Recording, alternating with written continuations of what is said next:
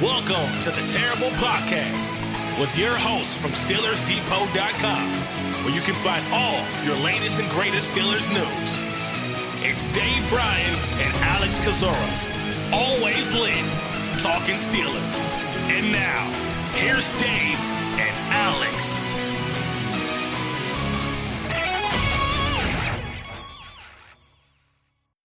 Welcome to the Terrible Podcast, Season 10, Episode 86. He's Dave Bryan, Alex Kozora, SteelersDepot.com. Thanks for being with us this Friday, Steelers Nation. And unfortunately, we are in some crazy times right now, Dave, where we don't have much to talk about, not only in the NFL world, but certainly the rest of the sports world. And that is obviously secondary to just the health and well-being of the community and of the country as this coronavirus spreads and effectively is shutting everything down. But yeah, I just don't know how to react to it. It is unprecedented times.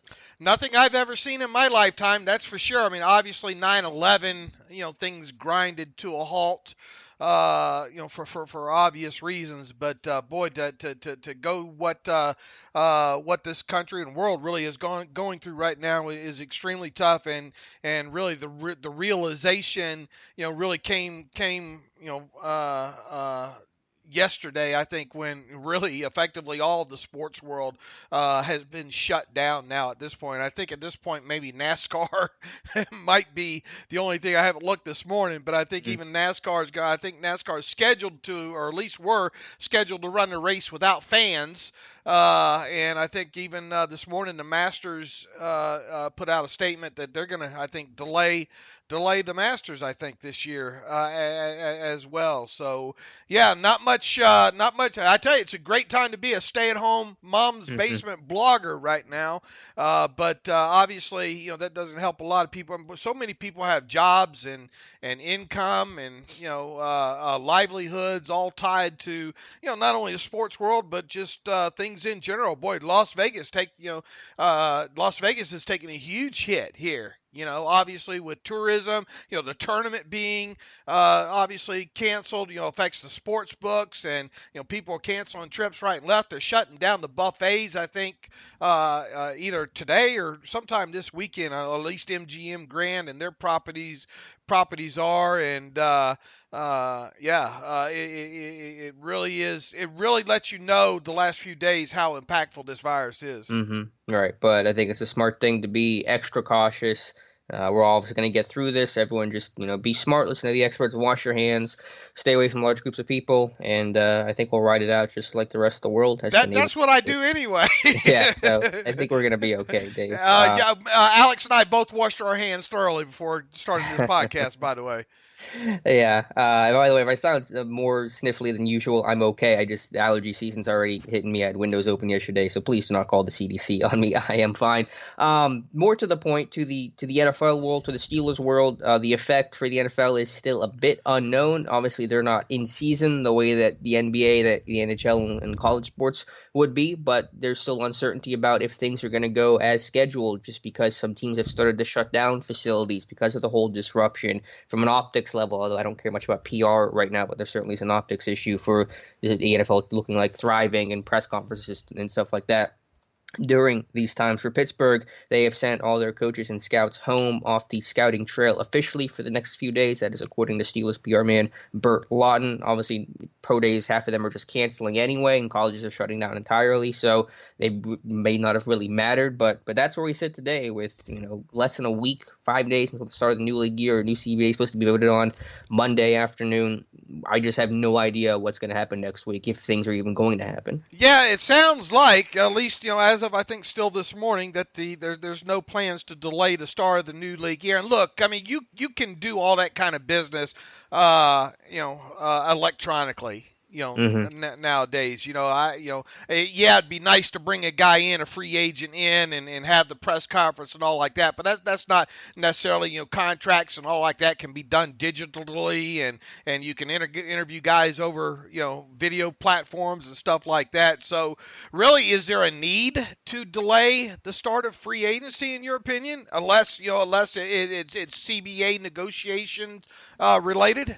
Well, I think that there's two issues. One, if teams are shutting down facilities and basically everyone's sent home and all over the place, there might be some difficulty in that. And then also just from a contract standpoint, if these guys have to come in and get physicals because you have to pass a physical to be able to sign a contract, some of the logistics of that. I mean, I'm sure there's some things that can be overcome with that, but I just don't know if some of those logistical issues may compel the NFL to push things back, say 2 weeks.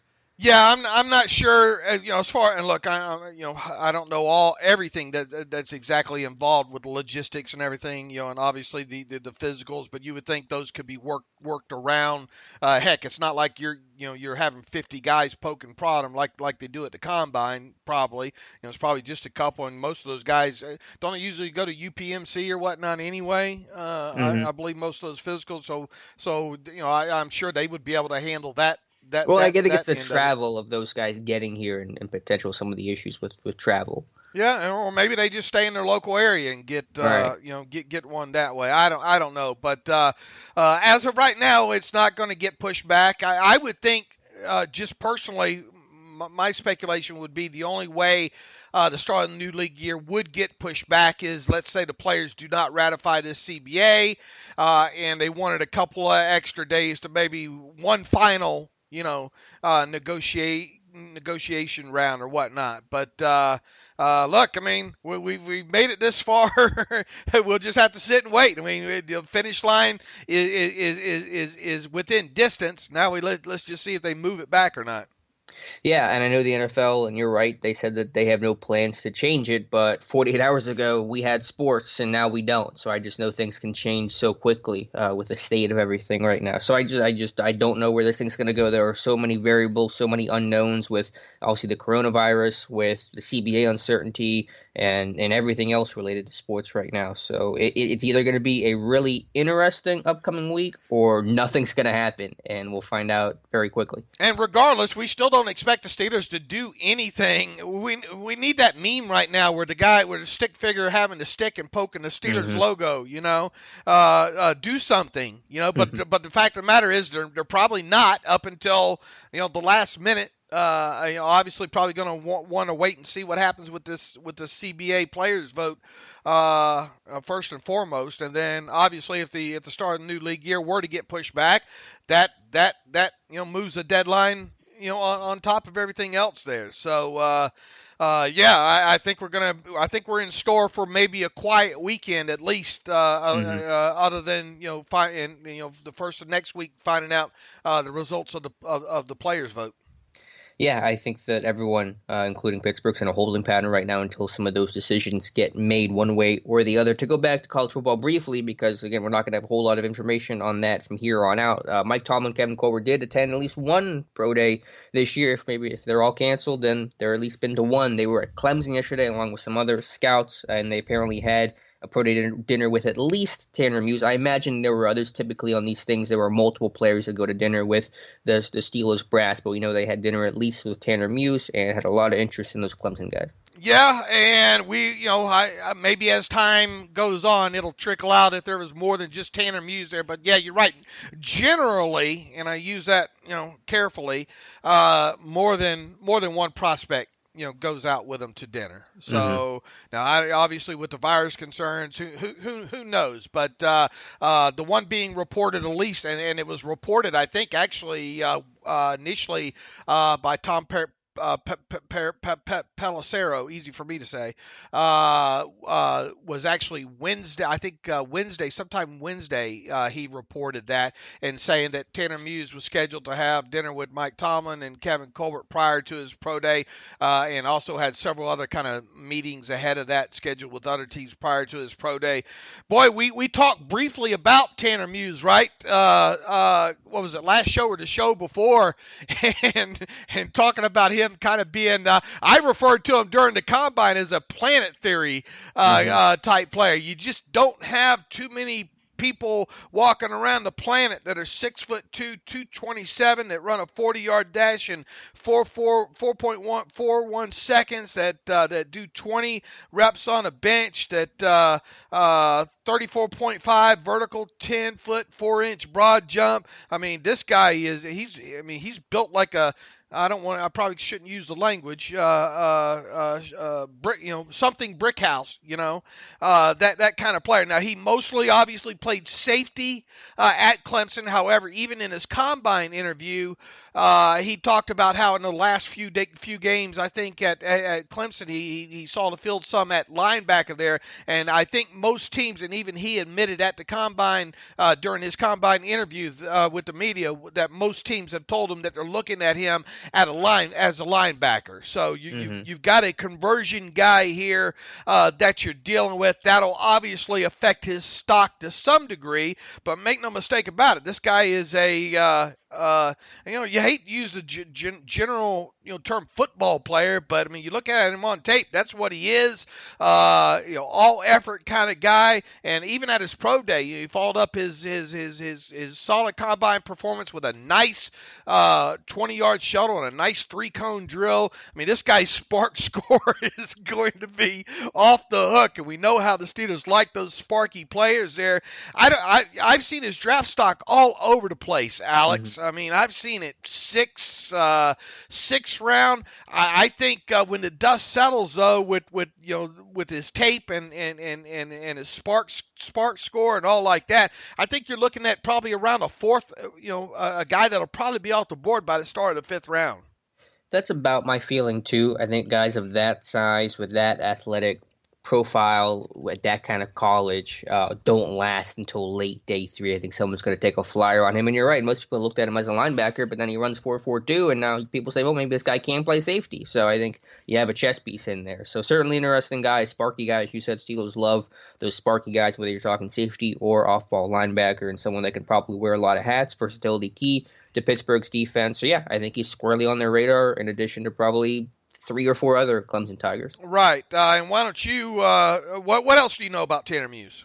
That's basically the bulk of it, but I'm certainly going to start watching him closer because of the Steelers' obvious interest in him. I think the other Clemson guys that they like, Kayvon Wallace had another strong workout at the pro day yesterday, and I looked at his tape, and this is a guy that I think fits Pittsburgh really well. And John Simpson, the guard, who plays through an ankle injury, I believe most of his senior year, didn't have great tape, but there is the caveat of the injury there that has great size, what the Steelers look for at guard, and a ton of upper body functional play strength. So those are also guys, we can mention Tee Higgins as well as somebody that probably won't get to 49, but would be interesting. So yeah, a lot of Clemson players that this team's going to be looking at, and that's of course why Tomlin and Colbert were there. And not uncommon for them to go to the Clemson Pro Day. They're last year, if people didn't know. And look, I mean, the last player that they actually drafted out of there, I think, was Martavis Bryant, right? And they've probably been to every Pro Day since then, or close to it. On top of it. So, and they like to go to pro days where they get to see multiple guys. Obviously those are usually generally Power 5 schools on top of it. So, I don't know how much to read into it, but the dinner with Muse and the fact that a couple of these guys, fit what they look for and sparky guys and positional needs, you got to go through it with a fine-tooth comb. Mm-hmm. Unfortunately, we'd probably have to remind ourselves not to read too much into it because this may be the only pro day dinner we hear about. It may be the only pro day where you see Tomlin and Colbert attending. And the NFL, at least it seems like teams are canceling the top 30 visits, so we may not even have much information or any information on those guys. We know one was planned, we talk about that in a second, with Boise State offensive tackle Ezra Cleveland was going to be coming in for a top 30 visit. I don't know if that's still on or not. I don't know what the team's mindset is right now. But, well, unfortunately, my guess is we're going to have pretty limited information on some of the very key indicators of who Tomlin and Colbert are looking at. So you telling me that Blue left Blue's Clues? Yeah. Steve is gone. Whoever replaced Steve is now the worst version of it is our guy. Yeah, we're gonna be throwing. It's not. We throw highly educated darts in the past. Now we're just gonna be throwing darts. Yeah. Now we're just swinging wildly. Right? Now we're at least I am. I'm really going to be looking forward to the Gil Brandt Hot 150 right before the draft. But I mean, look, we've got a good basis of kind of what the Steelers look for in players. We'll obviously be able to whittle down a pretty good list. We think we know what the kind of needs will be, and obviously those will be shaped a little bit. We'll get a little bit better idea possibly, or should, in this next week when it, once the 2020 league year gets underway here. So we'll just have to try to sharpen our skills a little bit more. And look, I mean, not having a first-round draft pick makes it even harder this year on top of it. But, it's not going to change what you and I do, that's watching the tape, learning as much about these kids as possible, and whatever other little nuggets that we might get along the way here, which, as you mentioned, boy, it's a shame, too, that the agent for Devin Duvernay and Brandon Jones. Yeah, Brandon Jones, the two Texas kids that we kind of already highlighted as being, really in the crosshairs there. We don't know where their visits were scheduled, but I think they had 6 or 7 apiece or something like that. And boy, you have to think at least one of those guys was scheduled to come to Pittsburgh. Yeah, unfortunate. I think both of those guys fit the Steelers really well. Let's see where else. As you mentioned, they're off the scouting trail, kind of, if you will, right now. It's, probably not even going to be any pro days to go to, quite honestly, here for a while, and going to be interesting to see how they handle the pre-draft visits. Now it doesn't sound like that's gonna happen this year. I assume that you still teleconference a guy or get a more face-to-face that way with players. So I imagine players will be busy doing a lot of video conferencing over the course of the next few weeks. Yeah, and hopefully it can still get reported. I know that some pre-draft visits are still going on. Apparently there was some confusion. There's been a lot of confusion in the sports world, but it's not an NFL mandate to cancel these things. For example, I just saw Ian Rappaport tweet that J.K. Dobbins is in Miami today visiting the Dolphins. So these things are still happening. We don't know what the Steelers are doing. Again, we only know of one top 30 visit right now that's at least official, with Ezra Cleveland, the Boise State offensive tackle, who, again, probably will be off the board at 49, so I was a little surprised to see his name on the list. What do you know anything about Cleveland, and did that kind of surprise you the way that maybe it surprised me a little bit? Yeah, a little bit there. You're talking about a guy. Look, you go and he most of his career at Boise State was at tackle. However, and I have not been able to find out which game it is. I don't think it was last season. There was a report that he started and played one game at left guard. Oh, okay. I have not found it. I have looked. I went through every game book. I went to the Boise State website, their football website, and went game by game looking at the game books, because they had the participation charts in there just from a starting lineup standpoint. And I did not find anything last year, and I don't think I found anything in 2018 showing him getting a start at left guard there. But ultra durable kind of player. I think he missed one game last season. I think it was maybe against Portland State with an ankle injury, but a durable guy, and a guy that many still think, even though a lot of people are saying, well, this is a kid that could potentially kick inside to guard at the NFL level. Look at his tape, and he still looks good out there at tackle.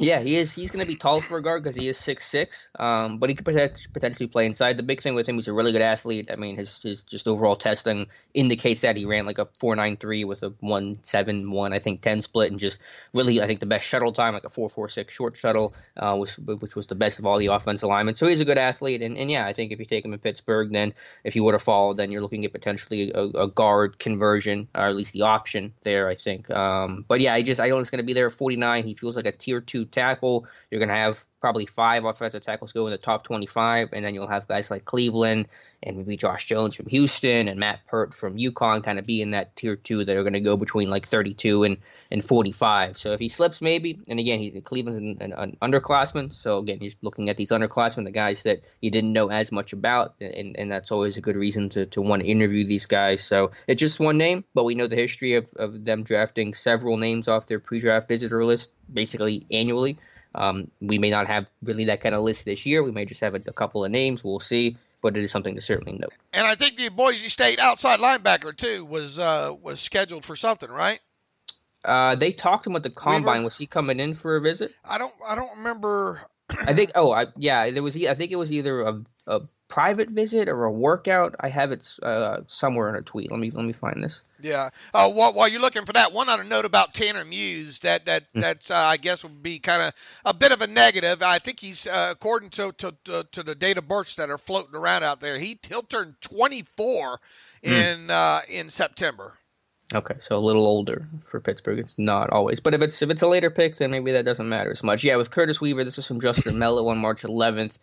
He says, quote, this is about Weaver. He's also set to visit or work out privately for several teams, including the Steelers. I don't know if that's a visit or a workout, but obviously interest in him. They talked to him at the combine. So yeah, there is a lot of interest in Curtis Weaver, who's a big guy with a lot of production. At a very baseline level, that fits what the Steelers look for.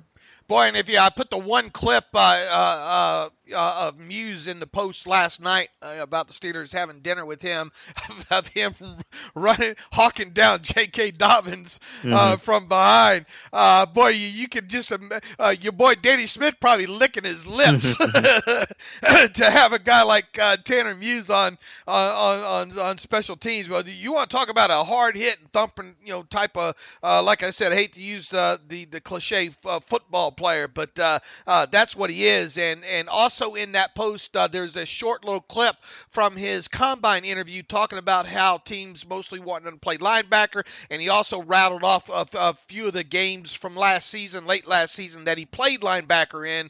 I have to go back and recap that myself, then go load up those games, and maybe the next time you and I talk, I don't know, Tuesday or again on next Friday, maybe we'll have a little bit more information, and we talk about him playing down in the box more as a linebacker.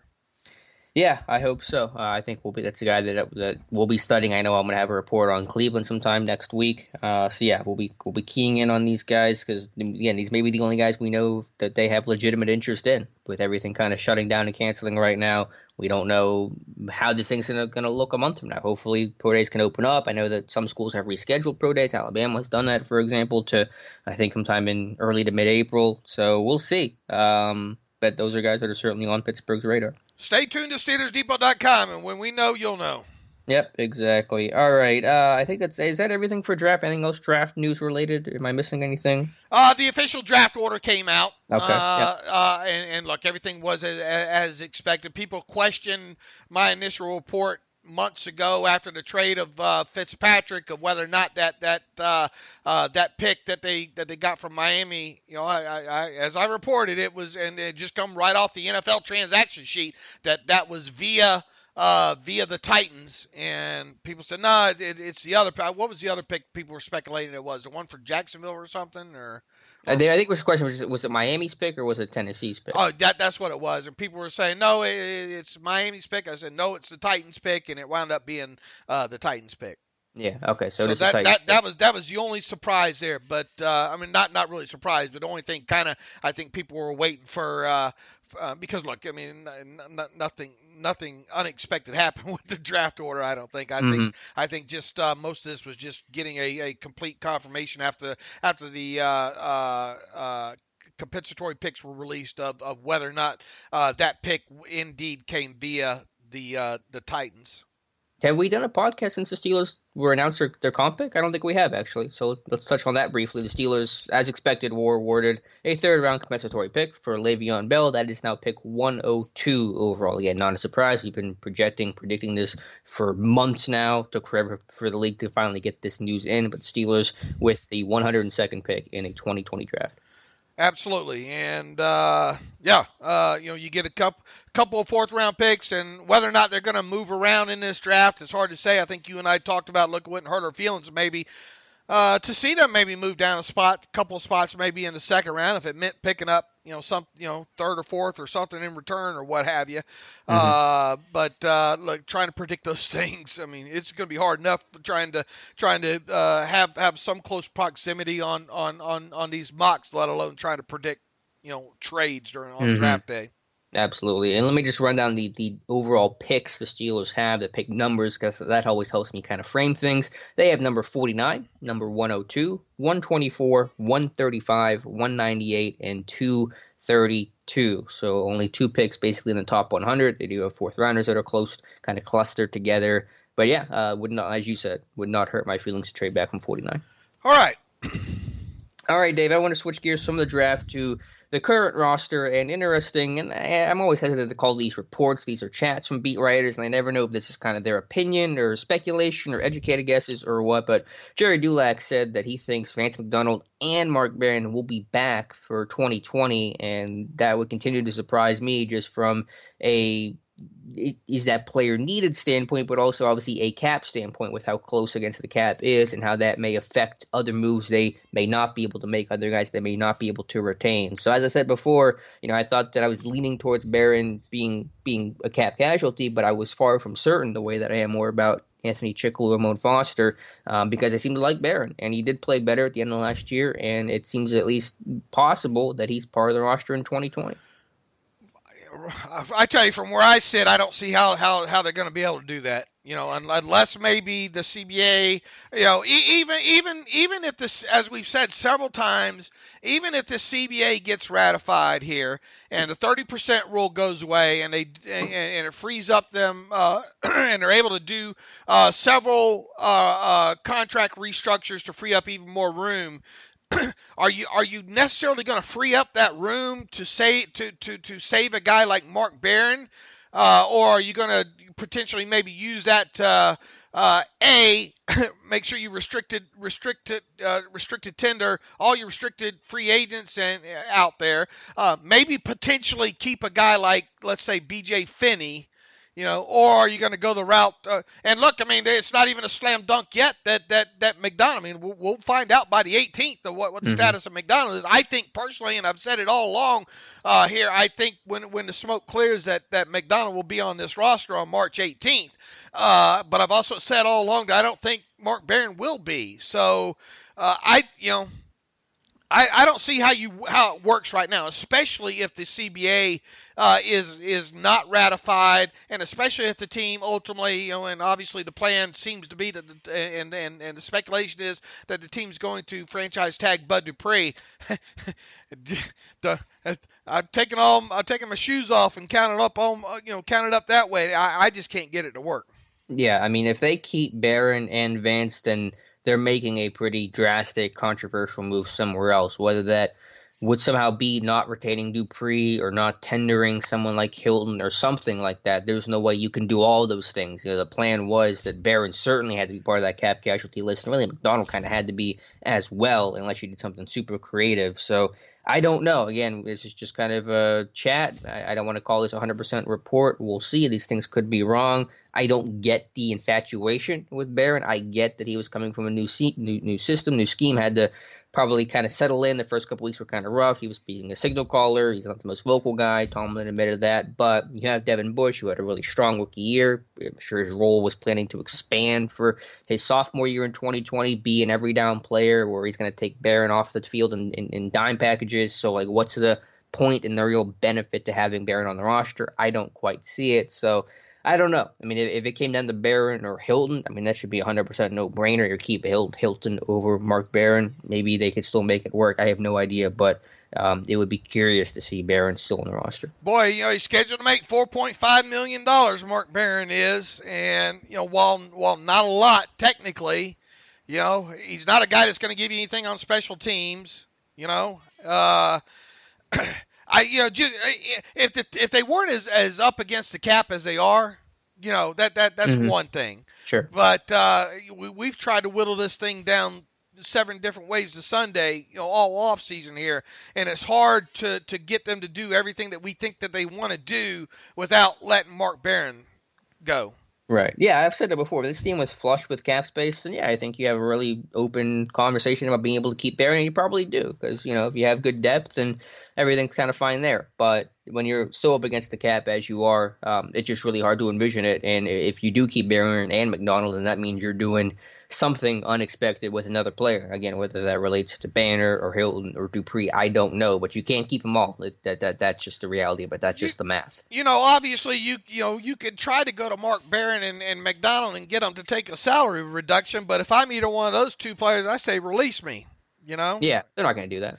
I'll go try to find my 4.5 or my $5 million elsewhere, and be fairly confident that it'll be a team out there at least get me close to it, that kind of thing. So, technically salary reductions are possibly in play. I just don't see either one of those two players taking them. I mean, look, Tyson Alualu is the kind of guy that backup. I mean, man, the way Tyson Alualu played last season, and you're already losing Javon Hargrave, and you have Stephon Tuitt coming back from injury and all, and Bug's still trying to get his foot settled in the NFL there.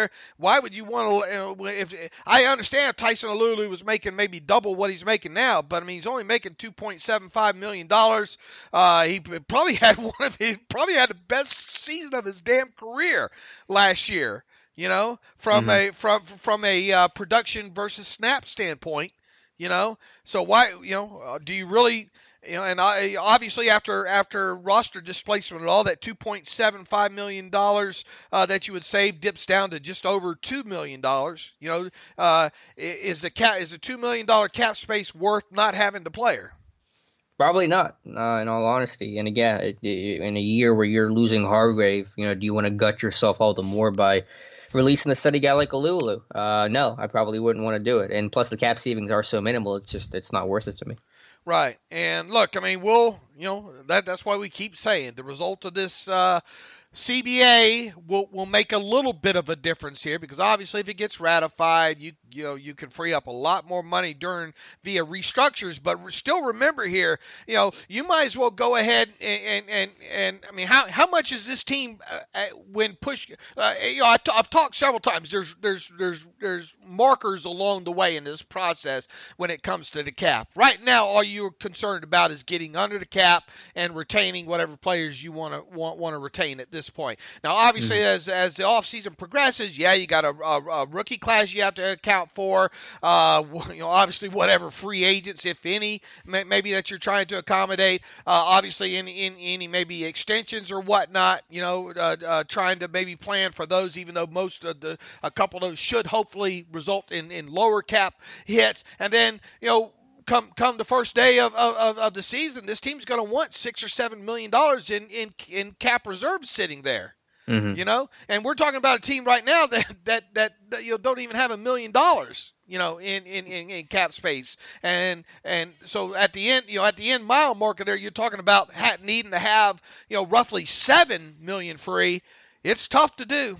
Yeah, something's got to give, and that's why it's just hard to envision guys like Barron being on this roster. Maybe it happens, but if it happens, it's got to come at the expense of somebody else that we're not anticipating right now, whether that is a Hilton, a Banner, something, a Dupree situation changing. I don't know, but eventually, again, Omar Khan, this is his job. I'm sure they have a plan, but math is math. Numbers are the numbers. You can only do so many things to free up cap space, and it's just hard to figure out how they're going to do it if they really plan on keeping guys like Barron and McDonald around. I mean, look, you've got let's look at the guys that make just more than let's say $4 million or more in base salary alone. You got obviously Roethlisberger, Tuitt, DeCastro, Hayward, Joe Hayden, Marquise Pouncey, Steven Nelson, Alejandro Villanueva, Mark Barron, Vance McDonald, Vince Williams, Anthony Chicklow, and Ramon Foster. How many players in total is that? 3, 4, 5, 6, 7, 8, 9, 10, 11, 12, 13. Two of those guys are almost guaranteed to be gone in Foster and Chicklow, right? Mm-hmm. Yep. And I don't see, as we've talked, I don't see how you don't do it with Barron. Then how do you get blood out of the turnip from that point forward? It's obviously restructures, and a lot of that restructure money is dependent on this 30% rule. So, it's not that we're not missing anything here. It's just a matter of how they, and obviously Bud Dupree and the franchise tag will play a big part in this as well. What is the percent chance that the overall speculation that Dupree will be tagged winds up being wrong? Yeah, that's one of those crazy things that, if this is their plan to keep, keeping Barron around, then I still think it's like 95% chance they're going to tag Dupree, just from everything that they've said in terms of their rhetoric, that he's a priority. We want Dupree to finish his career as a Steeler, then to just let him walk. Obviously, a long-term deal is not going to happen between now and the start of the new year. So I still think the odds are high, but something's crazy has to happen for them to be able to retain both McDonald and Barron, I think. Right, and we already gave some speculation about maybe Banner not getting restricted. There's no way that would you really let Mike Hilton get away? Look, you could technically save a little bit of money by giving right of first refusal restricted tenders to guys like both Filer and Hilton. But the moment you do, both those guys are probably out the door. And it's not worth it because the saving is what, $400,000? I mean, it's not much whatsoever, and you're unlikely to match whatever both those guys would get offer sheets. I'm fairly confident. If you don't put the second round tenders on. Now, obviously, it'd be nice if both those guys were drafted, so you can put a low original round tender on them, because teams are unlikely to come off a draft pick at that point, But to me, I think it's plausible that Banner does not get a restricted tender. But the other two, I just don't see how you don't put second round tenders on Matt Filer and Mike Hilton. At this point, I agree. I think it's plausible that Banner doesn't get tendered, but I think that's just counterproductive in a year where you're almost certain to lose both Finney and Foster, and now you're willingly letting another offensive lineman go. Plus, it's not saving you enough money to cover Barron anyway. He's saving you, what, $2.7 million, if that, and Barron's obviously almost double that. Right. I can't make any case for Barron other than multiple restructures and all. Yeah. At the full amounts. So we'll see. Again, we've been playing this speculation game for the longest time. We're speculating about the speculation about the speculating. Yeah, and obviously the Steelers have to be just hoping for the CBA getting passed, because that will help give them a lot more flexibility, a lot more options. Maybe we can start clearing a better path for this thing. If the CBA gets rejected, then this team does not have many options on the table. No. All right, Dave, speaking of free agency, I know we kind of teased that it's going to be a very quiet offseason for them. I do have a list of 4 free agent no was my final free agency wish list going up today on Steelers Depot, sticky to the top of the page on the website. And I'm just going to run through the list here briefly and then get your input. 2 former Steelers on this list, starting with Al Woods over in Seattle. Played for Pittsburgh in 2012 and 2013. Still kind of a competent run stuffer. Yes, he's older. He's in his 30s. But for Pittsburgh, if you are a former Steeler, then the over 30 rule seems to apply less. You think of guys like Bryant McFadden and others have been made that yo-yo back around to Pittsburgh as an older player. So Woods was suspended last year for 4 games for PEDs, but he served that suspension in full. So he'll be ready for Week 1. He won't be inactive and have to serve that suspension in 2020. Moving on, Justin Ellis in Baltimore. I always liked him out in Oakland. Big presence in the middle. Got a cup of coffee with Baltimore last year. Actually played pretty heavily against Pittsburgh in the regular season finale. Super cheap, probably signs for the minimum. Just kind of a veteran depth kind of guy to get in there and compete. Steve McClendon, the other former Steeler, who's still going strong. I can't believe it. At 34 years old, 2.5 sacks last year. Started all 16 games for the Jets. I think just played really well. A good athlete and still provides good run defense. The Jets, I think, had the second best run defense in football last season. And then finally, this name may be out of the Steelers' price range. Mike Pennell from Kansas City. I actually suggested the Steelers sign Pennell last year. He went to New England for decent money, flamed out there, but then became a really rock-solid presence in the middle for the Chiefs on their Super Bowl run. So run defense is cheap, though. He's not going to offer much as a pass rusher, so maybe his market's less than what I anticipate, but just kind of a really classic plugger. And honestly, somebody I think that could start for this team in base, and maybe you wouldn't have to spend a draft pick on the position. Didn't they have some interest in Pennell a few years back? I don't recall. I don't know if they had interest last year. There was no report about that. But New England actually paid him some pretty good money. So I don't believe there was no pre-draft interest. I don't think. Yeah, I'm trying to remember if there was a report about maybe them having some interest in him along the way sometime. I might be getting him mixed up with another. You thinking of Jordan Phillips? What's that? Jordan Phillips? You thinking of Jordan Phillips? I'm not remembering correctly. Okay. Let me see if I can find it here. We would obviously posted about it if there was interest. No, I'm not seeing anything on Yeah. him, so I might be confusing him with maybe another guy. Okay. Well, still, I think it's a really solid run defense. I think that probably is more of the unrealistic name of the list, but I think someone like McClendon, like an Al Woods, really fits. They're going to still be relatively cheap. They've played some football.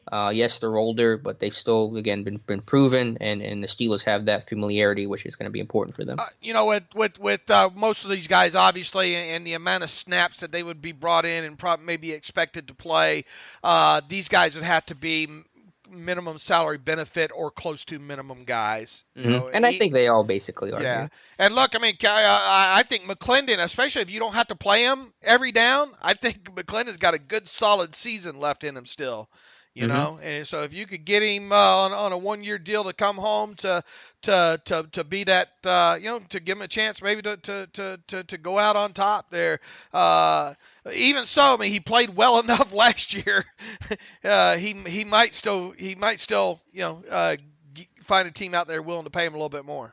Yeah, because he is a 16-game starter, so I don't know what his market would be. I don't know for sure if the Jets are going to re-sign him. I haven't really checked in the status there, but a reunion certainly would make sense. So that's the list. Again, not a super inspiring list, but I think the two ex-Steelers, McClendon and Al Woods, probably are the best fits that I've included on here. Yeah, look, I mean, throughout this whole series, you've done a great job on them. I mean, I know a lot of people read them and they probably turn their nose up at them, but it's the reality, you know. Look, I mean, I think Max Garcia. I won't be surprised if you hit that one.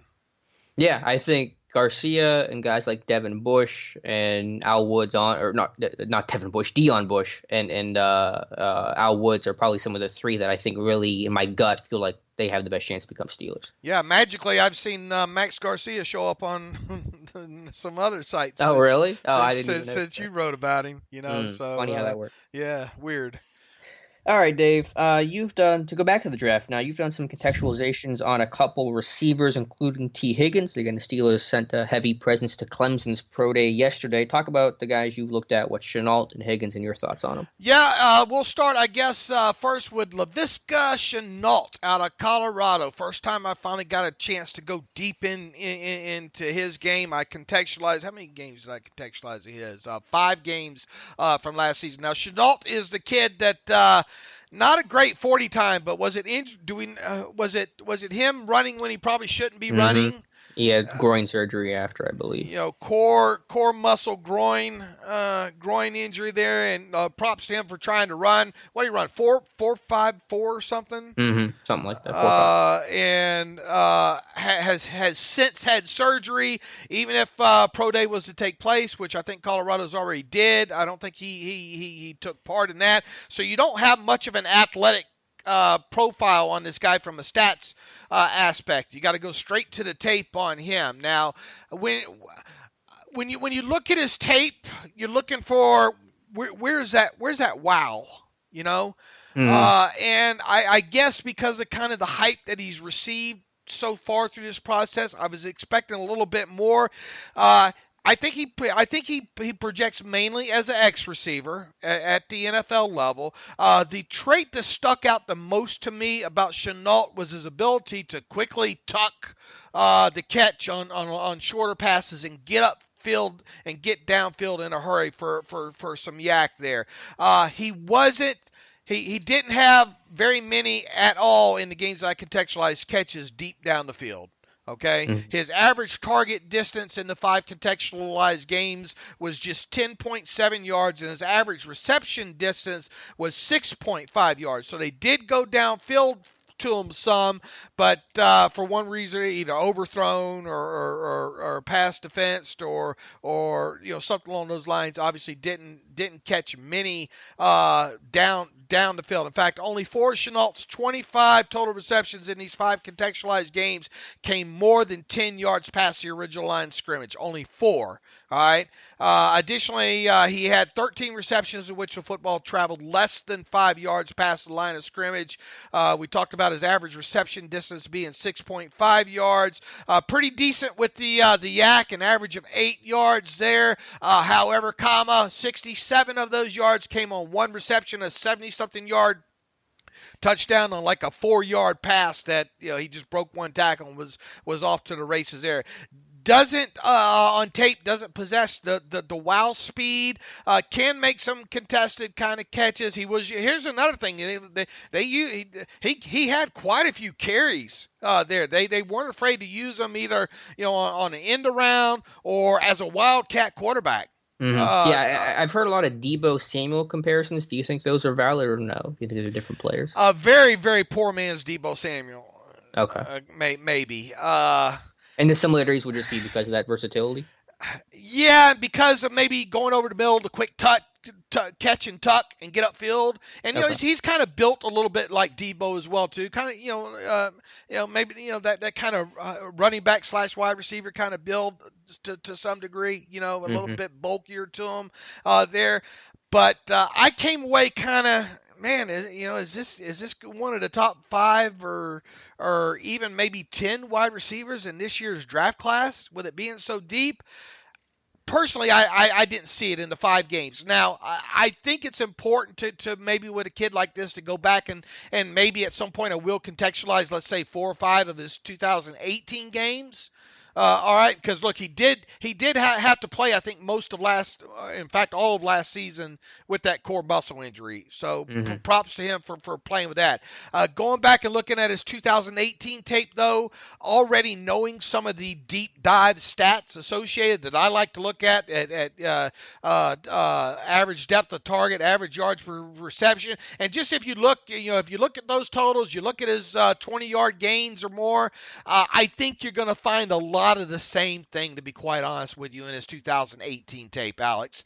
Okay. So I know this is probably going to go against the masses here, but I see this guy more as a day 2 kind of guy. Mm-hmm. What is that the feel you got for him, or do you think he's a slam dunk second round guy? Well, let me ask you this. Are you saying day 2 guy just off the strength of this class, or do you just think in terms of an actual projection, you just think regardless of the class, you think he's a day 2 talent? Man, that's such a slippery slope, because, this is a deep class, man. I'm just asking your perspective of how you come up with that. That's all. I think a day 2 guy based on this year's class, and I think that's the way you have to look at it. Okay, that's fair. My biggest concern is just that injury history with him, because I was trying to find the list. Somebody tweeted out a whole list of all the injuries he's had in college, but it is a long list. I think he had 2 surgeries already in the spring of 2019. He's going to have a surgery now to repair this core muscle injury. He's got other dings and stuff in the past, and that's risky, I think, for a guy that's a bigger guy, wants to be physical and have that kind of play style. It's going to open itself up to a guy that's going to be hurt a lot. So that would be my concern. Obviously, there's a medical component, and some teams may red flag him. It wouldn't shock me. And then you don't have good testing numbers on him, don't have reliable testing numbers on him because of the injury that's hindered his ability. But yeah, that would be my number one concern with him. Is just a guy with a long list of injury history. Is that going to follow him to the NFL? And I view him more as an X receiver too. I don't know if you do. I mean, he does feel gadgety, where he can kind of play all over. So I don't know if I put him into a box and say he's an X receiver. I think he's somebody that can line up anywhere and has good size and physicality to play the Z, for example, and win some jump ball stuff. So I don't know. I think he can probably win all over the field. He did line up multiple places, I think. Even worked some in the slot there. Just overall top to bottom at 49, I don't like it. Yeah, again, it goes back for Pittsburgh to make it specific to them, to the injury history. Do you want to hang your hat on a draft class of a guy with that kind of history, like we talked about with Mutai the other day? That's a bit of a roll of the dice. And in a deeper Syria class, there are other options, so I'd probably more or less stay away from somebody like Shenault. Yeah, I would punt on that one. But once again, I think the thing that stuck out the most to me about him was fairly sure hands, the ability to tuck and get up the field right away. Obviously, look, I mean, they used him a lot in some wide receiver screens. You know, I think his average depth of target shows that as well too. They did throw to him down. Yeah, I think there's one or two balls maybe had they been thrown better, he would have a couple more deep receptions.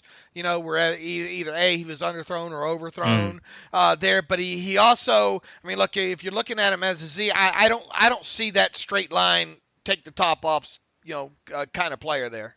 Yeah. Well, I think as a Z, he'd be more like a James Washington type, where he's not going to win with pure speed, but he's going to win with the physicality and kind of the technique that he has. Well, you got one of those right now in James Washington. Sure. Yeah, I'm just speaking generally, not just for Pittsburgh, but just his overall profile. I mean, would you agree, kind of top to bottom, you'd really kind of like a guy that's more got a good slot resume in him? Yeah, I think you have starters in every spot, so you're just trying to find the best available talent. But or as versatile as possible that did produce in maybe multiple spots.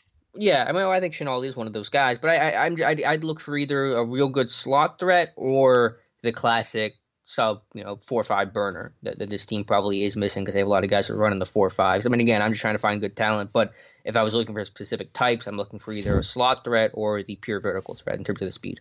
Yeah, if I was a bet, and it's easy because you got the field going against one player here, but if I had to bet right now, Shenault's not going to be a Steeler on draft day. That's my guess. What about Tee Higgins? What's your feel on Tee Higgins? Boy, another interesting guy, a guy that I thought I would find a little bit more of a burner, on tape with him, not so much. And I don't know what you read into his pro day 40 time. It wasn't great, and his overall athletic profile, I think, was a little less than what I expected it to be. What's the 44.53, 4.54 is the official number? That's what the Clemson had on their website. So, okay. And Clemson, normally those Clemson players come out of that Clemson Pro Day with a little bit quicker, the little itchy trigger. In other words, they usually have some fairly fast times that come out of that. Generally, from what I remember on that.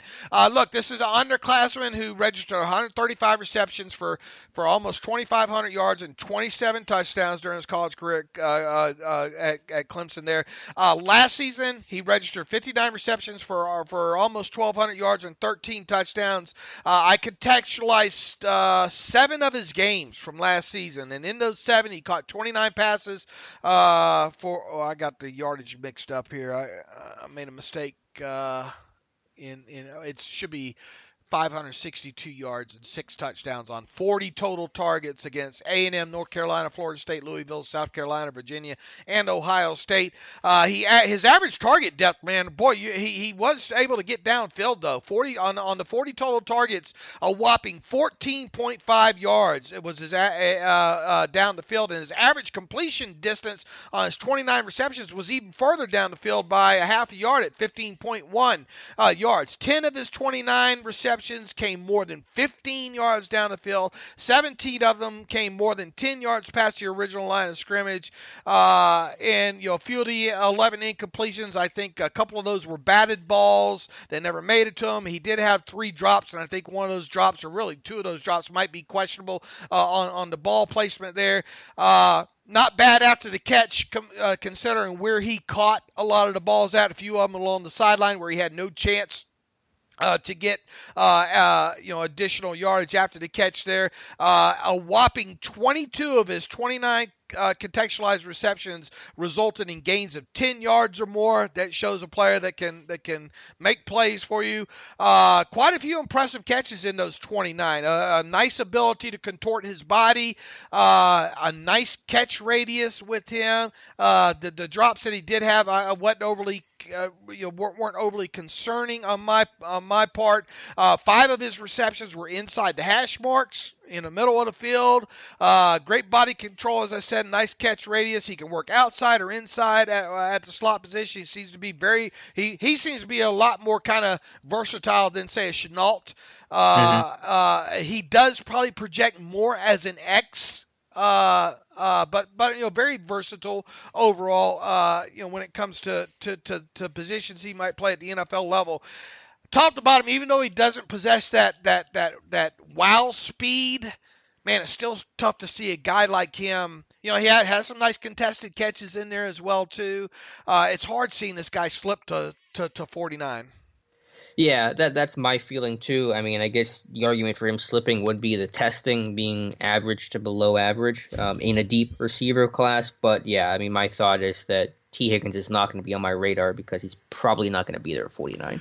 He did have some stretches, and look, I mean, it's probably because of all that damn talent they had at Clemson, right? But there were stretches of games where just kind of not productive. They probably were running the ball, blowout games. He probably wasn't even playing a lot of snaps. Right. How many snaps did he play? Because Clemson does a good job of listing the snaps in these guys' career. I'll have to find that out. I don't know. Well, if you go to, it should be on Clemson's bio, because Clemson's awesome. They will list a number of snaps these guys have played in their career, and that's really helpful. He played 1,279 snaps in 43 games, 30 starts. So, yeah, decent amount of playtime.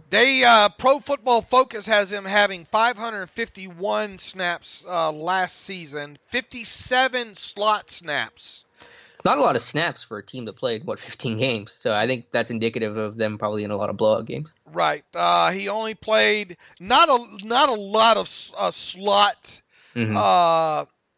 snaps overall. In fact, I think looking at PFF, 49 and 57, right at around a little more than 100 snaps during his entire college career in the slot. So obviously lined up wide predominantly.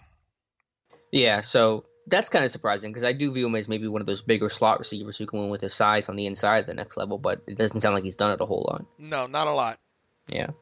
So who did you like more? I'm assuming you like Higgins more than you like Shenault? Yes. Okay, by a considerable margin. What do you think Higgins is a top 5 receiver in this class? If you had to guess, I'll put it to you this way. If he slides out of the first round, he's probably going to go. I would think. Somewhere early, obviously before the Steelers pick it at their pick, I would bet that he would be off the board somewhere in the top third of the second round. Okay, so like a top 40 player is what you're saying. Yeah. Gotcha. Okay. Hey, look, he's a talented kid. I was expecting a little bit more from the testing side of it, I guess. Yeah, I think most people were, so I think that's a fair point. Okay, Dave, anything else from today's show? I think we've covered just about everything. Let's see. XFL, free Landry Jones. No, I'm kidding. But boy, good thing Vince McMahon got that thing funded pretty decently, right? Yeah, kudos to him, though. He says he's paying everybody for the rest of the season, and so good on him for doing that. Good on all organizations. What the Cleveland Cavaliers, I think Mark Cuban is talking about paying employees for the time missed. So I hope that the rest of the sports world follow suit, because obviously at a time like this, the sports teams are going to be fine. Mark Cuban's going to be fine. You worry about the people working hourly jobs and how they're going to be able to deal with this going forward. Buddy Joel Corey had a nice article on saying, boy, folks, if you're not following Joel Corey on Twitter, you're doing it wrong.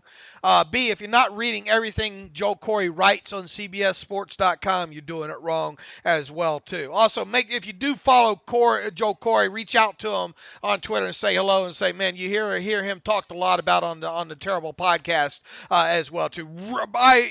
If there was a Joel Corey fathead, I'd probably have it up on my wall. You know how much I like talking CBA and contracts and all. I really love Joel Corey's work. He had an article a couple of days ago talking about the top I think defensive players in the market, a lot of those guys are going to face in free agency, and he wrote a little bit about Javon Hargrave. And look, this is it's not a huge surprise because I think Alex and I have said all along that this is Javon Hargrave's going to command a number close to the franchise tag, right? I mean, we said it right from the get-go. Mm-hmm. And what does Corey have as the official number projection on him? He has it equates right to the franchise, this projected franchise tag number at $15.5 million a year.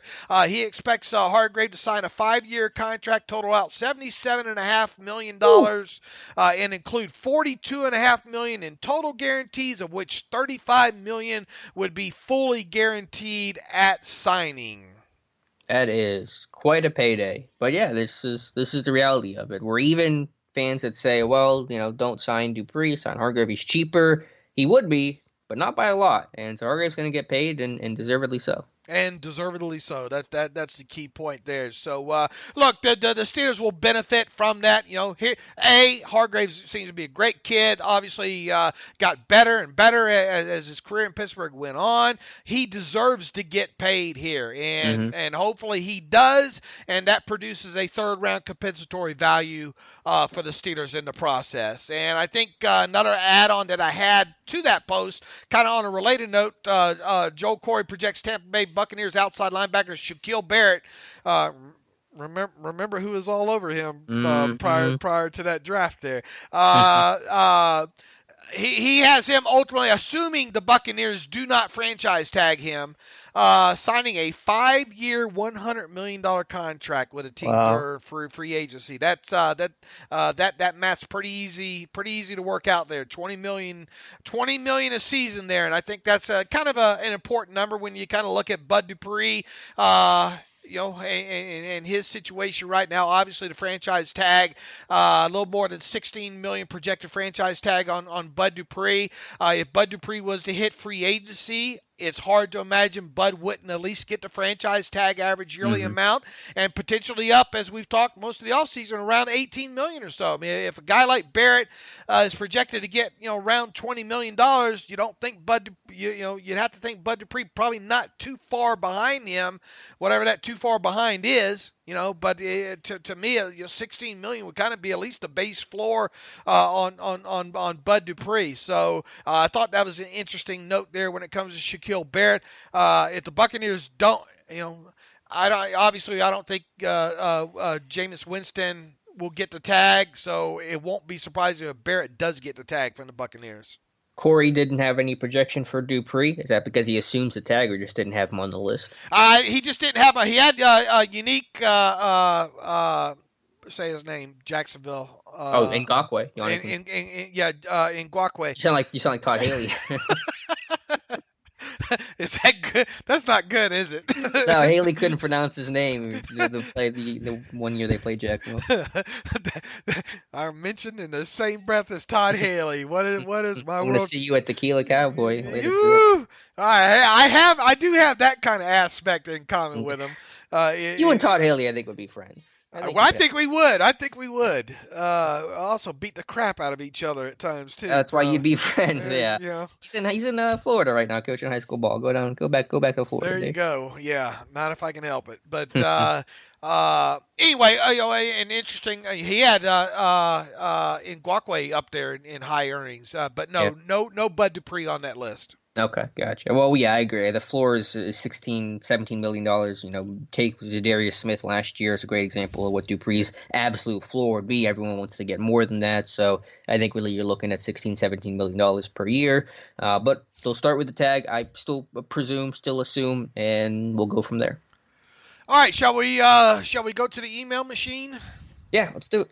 All right, this one from Richard Hudspeth. Good morning, Dave and Alex. Where would you rank Foster Moreau, the tight end drafted last year by the Raiders, within this year's class?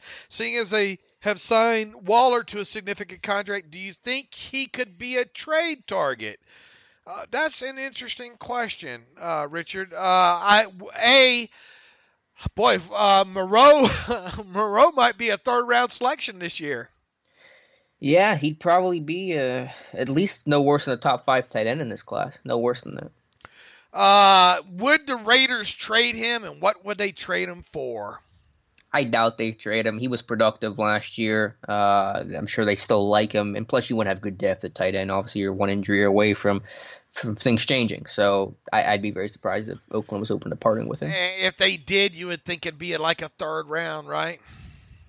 I mean, higher than what they drafted him last year. Yeah. I don't see it happening. Can I just say this with the tight end class? Like, I know everyone talks about how weak of a class it is, and it's obviously not a great class. But even if it was, would it matter for Pittsburgh if there was a T.J. Hawkinson and a Noah Fant in this class, and they went, well, that's a pretty good tight end class? Would it matter for Pittsburgh? Because they wouldn't have a chance at a Hawkinson or a Fant top 20 picks anyway. So we'd still be talking about the second and third round picks that have their flaws and their issues anyway. So honestly, to me, it's not as strong of a tight end class as last year, but it doesn't matter because the Steelers wouldn't have a chance at those top guys anyway. That makes it a better class.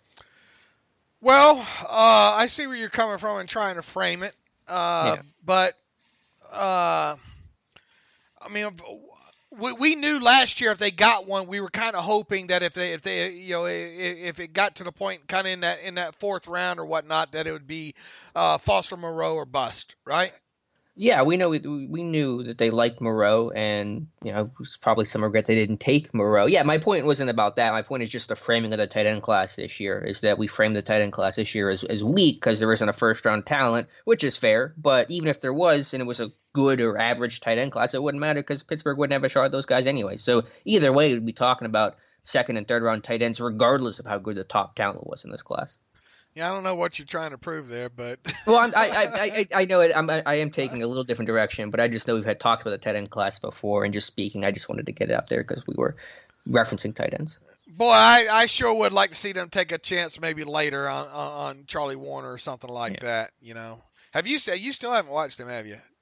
Deep? I'm gonna plead the fifth on that one. I know who he is. I know he's a good blocker. I know he's a good blocker. Just because he's not in the circle, are you not paying him much mind because he's not in the circles? I mean, look, I've said all along that he is a late round to potentially undrafted guy, but I think he is probably one of the more underrated tight ends in this class. If he had a little bit longer arms, I think we might be talking about him a little bit more.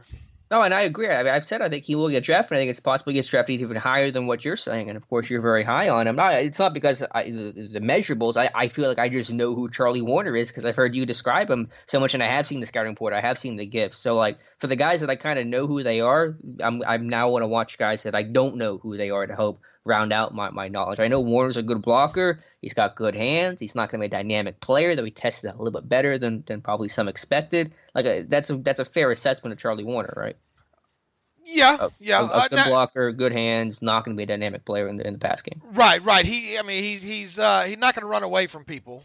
Right. So I feel like I know who this guy is. I've been watching guys that I don't know. Where are you on Albert O right now? Yeah, I mean, I don't want to get so in love with that 4.49. I know it's such a gaudy number in general, especially in this class where no one else ran better than 4.66.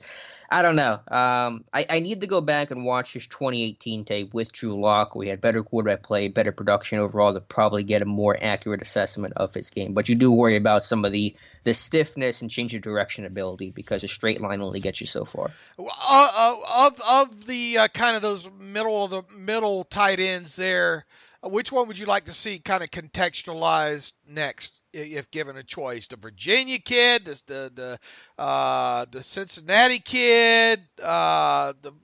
Look, we both agreed to Hunter.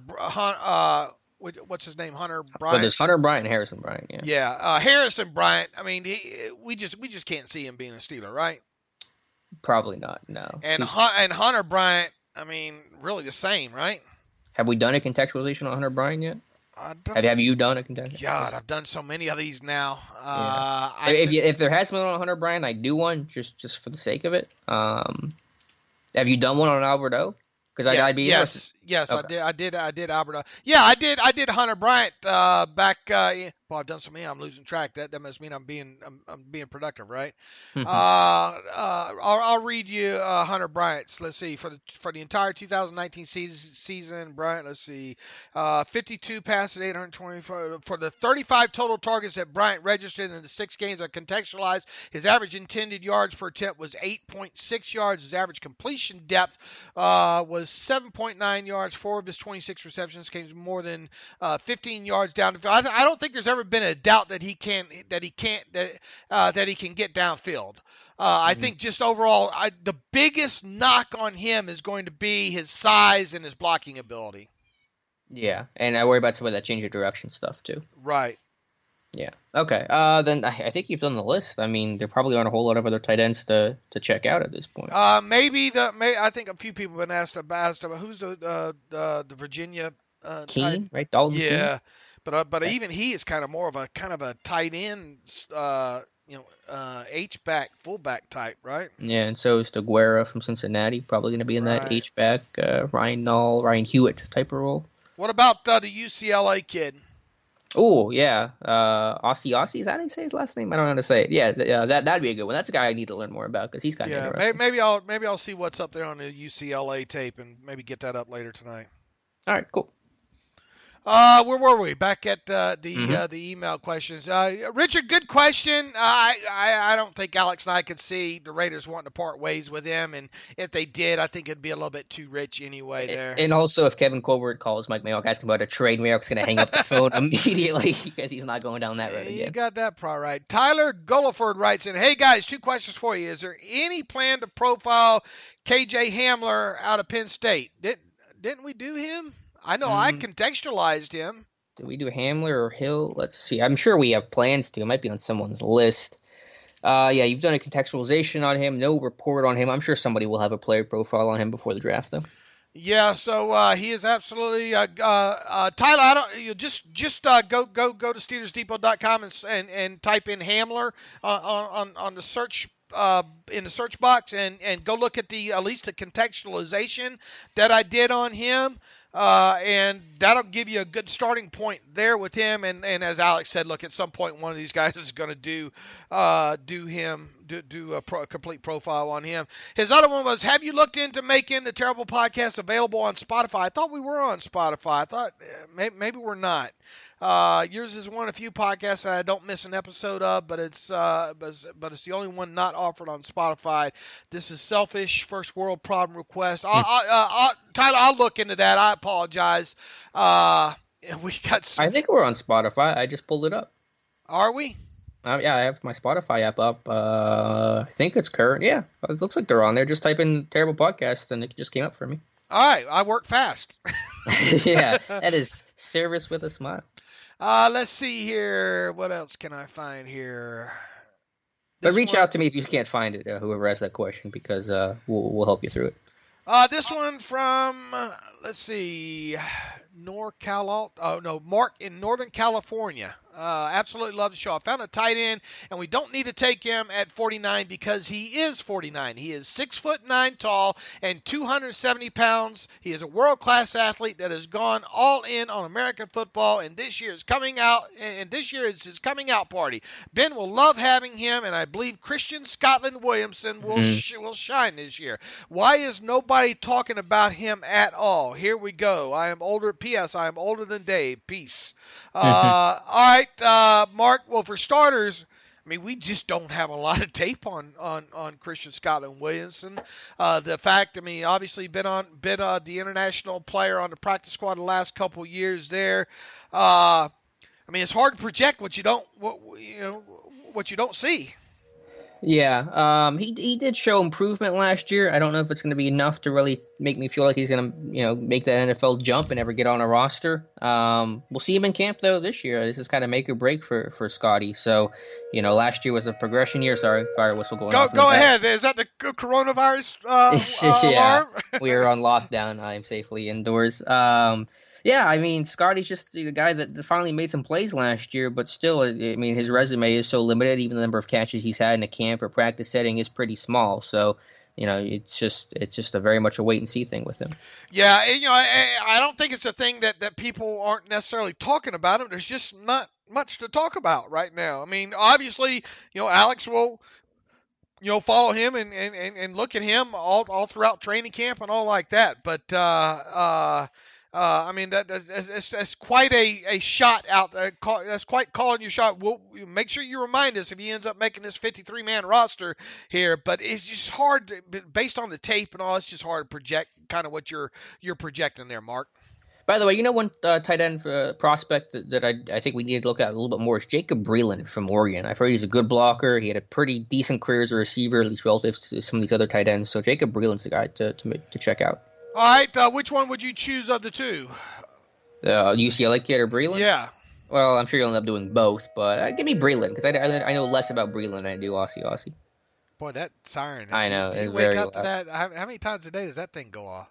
Only during the podcast. It feels like it's not even close to me. It's like the next town over, but it's very, very loud, as you can tell. So absolutely. How often does a train come by? So often you don't even notice, right? Yeah, I basically can sleep through most trains. Let's see. You gotta watch the Blues Brothers, man.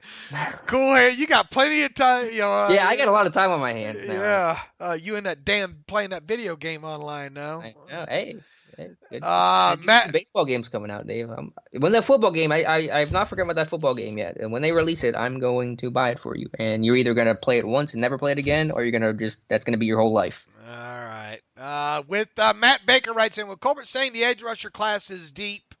Let's see, when was this? March 11th. Okay. Saying the edge rushing class is deep. Could you see a sign and trade with Dupree? I think we've gotten a question similar to this a few times already, similar to what the Chiefs did with D Ford and the Seahawks did Frank Clark 2019. Also possible to get anything in return for Barron, Chickalow, or Foster, since it's assumed they're going to be cut. I know it's a long shot, but this is one of your opinion. Thanks for an amazing podcast. Keep up the work.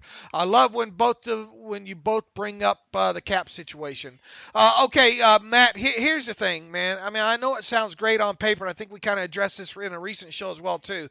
I mean, if it's not guaranteed that you would even find a trade partner for Dupree, and even getting Dupree to that. To me, if you're going to waste the time in tagging Dupree, it's because you want to keep him. Okay. Mm-hmm.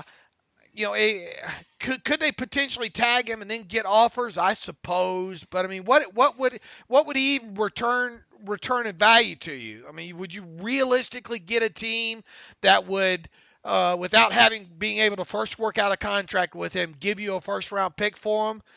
I think that's a little rich, man. I mean, I suppose it's possible, but Steelers have never been that do business that way. If they tag a player, it's because they want him, man. And that's what Colbert said. He says they only tag a player in the hopes of doing a long-term deal. So, yeah, I think there could be suitors for Dupree, but I don't think it's such an unlikely scenario that I'm not even really going to consider it. And I think it is such a 0.01% chance of happening that it's not on the table for Pittsburgh. Second part of this question being, get anything in return for Barron, Chickalow, or Foster? Look, never say never, right? I mean, Gilbert, trade, it would be a 6th or 7th round selection that you'd get in return. But is a team really going to take on the contracts? Chickalow's contract's it's unthinkable that a team would take on that contract.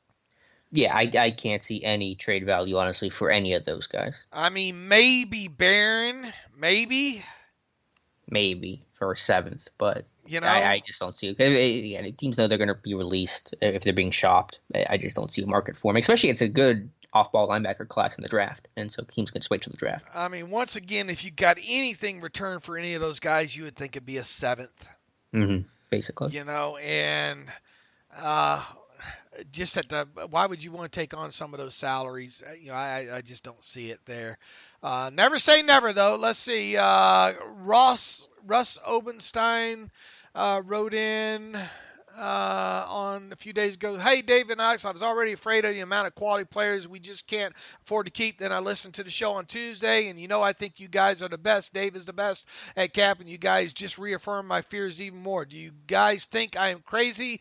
But I think our hands are tied worse than ever, and we are forced to shock SNU Shock do what never done and pick to high value guys to move that we nor fans would ever expect us to get rid of in order to. I guess he's saying maybe Shock and get rid of a few guys. It's kind of hard to read how he has this written here, because we must be better and not take a step back for Super Bowl while Ben comes back next few years. It's win now mode more than ever, and guys we stand to lose will impact those positions worse than such as offensive line. Boy, like Bud, Banner, Finley. You guys think it'd be done? Is 2 players for that kind of value? I don't know what you're kind of asking here, because maybe you kind of dictated this in. I disagree with all and keep Ramon and keep that leadership next 2 years, because I want back to the Super Bowl, not just one. And I don't know what he's kind of trying to ask there, Russ. What you're trying to ask there, Russ. I don't know. I don't know how shocking you think maybe that this team will be during free agency or moves made prior to it. I'm not expected to be floored. Are you, Alex? No, not in terms of their activity in terms of signing guys, but I guess it's going to be very interesting to see what cap casualties they decide, and if they cut fewer guys and names that we expected to be cut, like a Mark Barron, potentially like a Vance McDonald, then again, what are the consequences of that? Is it going to be where someone that we thought was going to get tendered isn't tendered? Zach Banner seems certainly possible.